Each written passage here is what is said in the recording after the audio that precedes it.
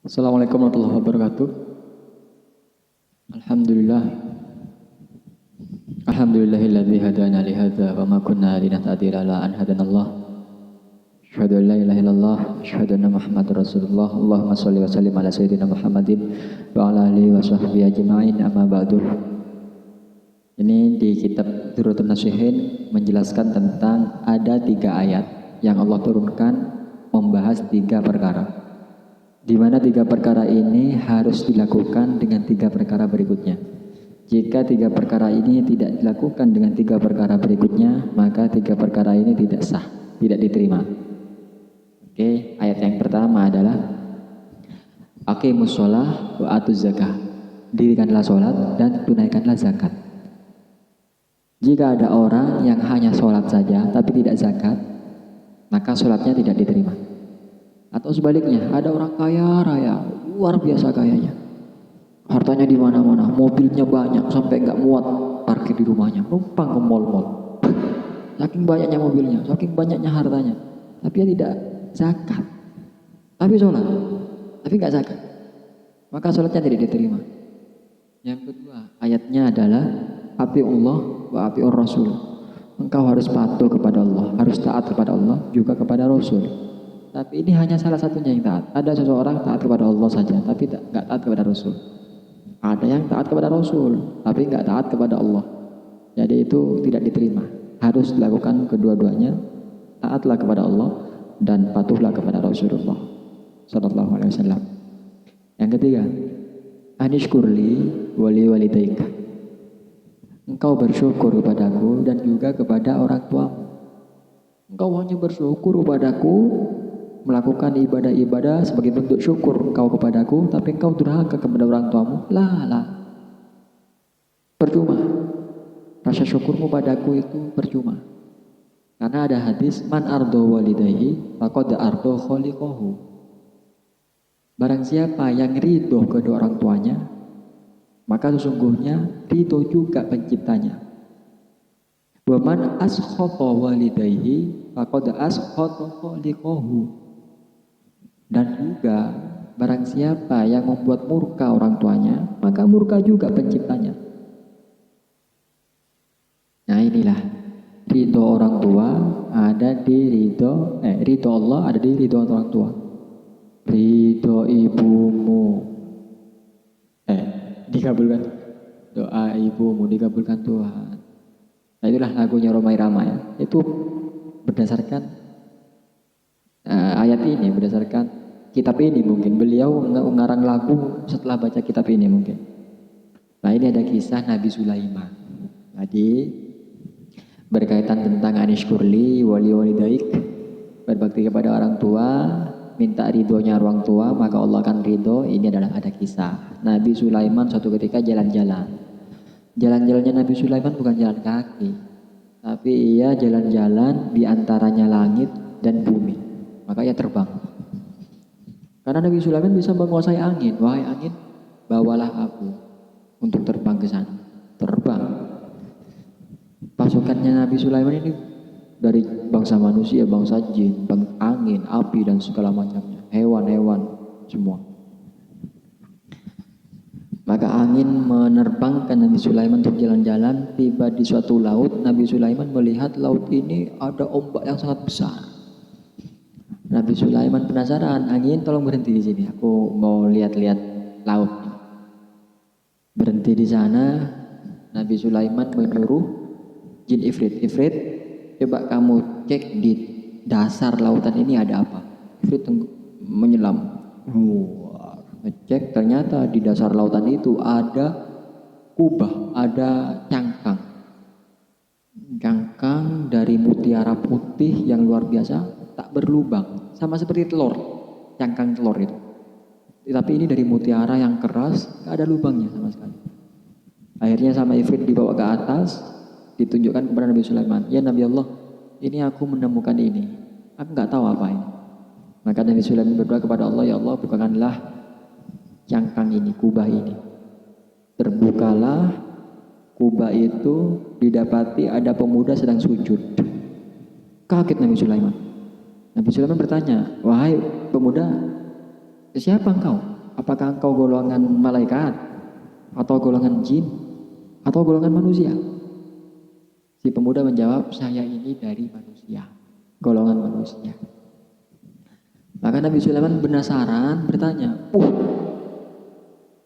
derajatmu luar biasa, apa yang engkau lakukan sehingga mendapatkan kemuliaan seperti ini?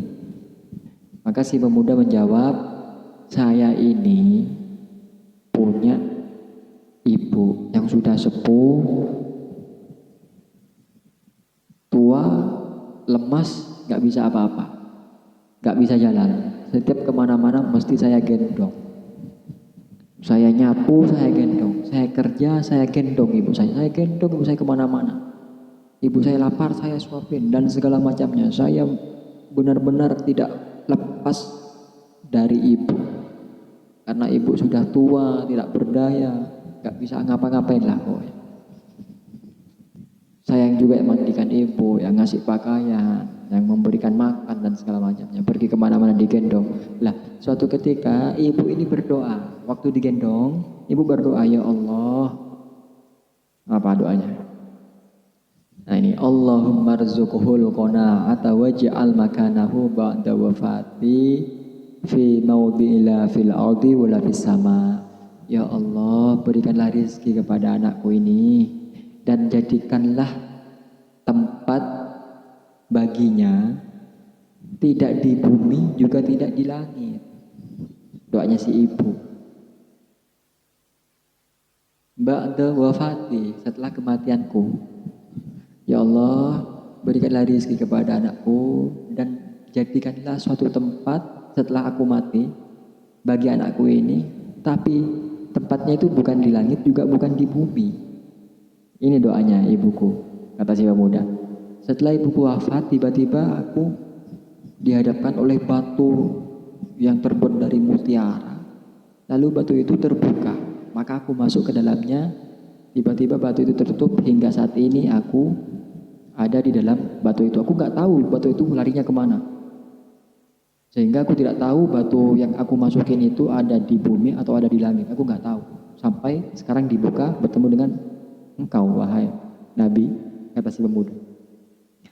Nabi Sulaiman bertanya, bagaimana kalau engkau lapar? Maka si pemuda menjawab, ketika aku lapar, Allah membuat pepohonan. Dengan pepohonan itu ia berbuah lebat, maka aku makan darinya. Wih, luar biasa. Lalu bagaimana engkau tahu kapan waktu siang, kapan waktu malam? Pemuda itu menjawab, aku akan tahu waktu itu siang jika interior dan dinding-dinding di dalam cangkang ini berwarna putih, maka aku tahu oh ini sedang siang. Tapi ketika dinding-dinding ini berwarna gelap, maka aku tahu bahwa di luar sedang malam. Jadi aku tetap fokus bisa beribadah kepada Allah siang dan malam. Ketika aku lapar, Allah memberikan pepohonan yang buahnya lebat, aku makan. Nah, setelah tanya jawab ini, maka si pemuda berdoa lagi agar supaya kubahnya ditutup dan diletakkan ke tempat semula. Akhirnya itu tertutup dan kembali lagi lah kubah itu ke tempat semula. Jadi ini kisahnya Nabi Sulaiman dengan seorang pemuda yang kemuliaannya luar biasa lantaran doa ibu. Ya ini berkaitan, anishkurli wali walidaik, bersyukur engkau kepada aku. Dengan bentuk apa? Melaksanakan sholat, sabar, dan segala macam. Melaksanakan ibadah, sabar, bersyukur, mendapatkan nikmat, dan sebagainya. Tapi engkau juga harus berbakti kepada orang tuamu. Nah itu.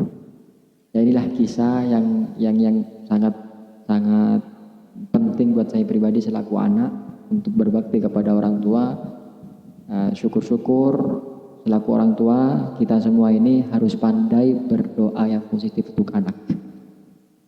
Ini kisah yang positif karena ibunya mendoakan positif. Tapi ada kisah di mana seorang ibu yang tidak tahan perlakuan anaknya berdoa agar supaya anaknya itu jangan dimatikan sebelum ia berjumpa dengan lonte, lacur dengan PSK dan segala macam. Ada kan? Jurej. Kisahnya Jurej. Jurej ini juga alim. Sama-sama alim tapi beda ibu. Ibu di sini mendoakan positif, ibunya Jurej mendoakan kurang positif. Jadi ini efeknya, tekanan pentingnya ada di ibu-ibu. Wahai ibu-ibu, doakanlah anak kalian, karena doa kalian ini ibu-ibu kadu'ain Nabi ila umati. Doanya seorang ibu kepada anak seperti doanya Nabi kepada umatnya. Mustajab. Banyak sekali kisah-kisah yang saya punya tentang doa mustajabnya ibu kepada anak. Ya, salah satunya ini Jurej. Dan ada kisah seorang pemuda ingin pergi haji tanpa izin ibunya. Ini ada. Coba cek di video sebelumnya, judulnya kalau tidak salah, kisah pemuda ingin haji tanpa izin ibu. Nah itu mungkin. Yang mudah bermanfaat. Alhamdulillah. Subhanakallahumma bihamdika asyhadu an la ilaha illa anta astaghfiruka wa atubu ilaik. Assalamualaikum warahmatullahi wabarakatuh.